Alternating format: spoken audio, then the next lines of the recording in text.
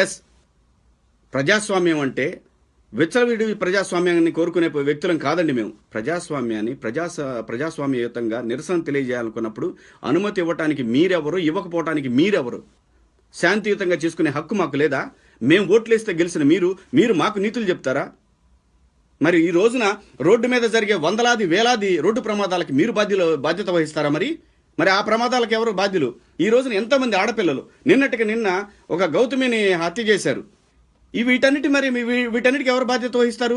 మరి అక్కడేదో పెద్ద ప్రాబ్లం జరిగిపోద్ది, మీరెవరు రావద్దు అని చెప్తున్నారు. ఇవాళ ప్రతిరోజు జరిగే అమానుషమైనటువంటి హత్యల వెనకాల, ఆ అమానుషమైనటువంటి రోడ్డు ప్రమాదాల వెనకాల ప్రభుత్వ నిర్లక్ష్యం కాదా? దానికి ఎవరు సమాధానం చెప్తారు?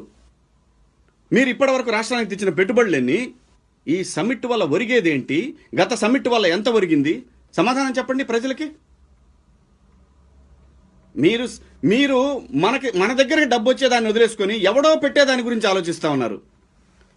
మీరు నమ్మినా నమ్మకపోయినా ప్రత్యేక హోదా వల్ల ఆంధ్రప్రదేశ్ ప్రభుత్వానికి 5 సంవత్సరాలు హోదా ఇస్తే క్యాష్ రూపంలో 1,00,000 కోట్ల రూపాయలు దాదాపుగా 1,00,000 కోట్ల రూపాయల ఆదాయం ఉంటుంది.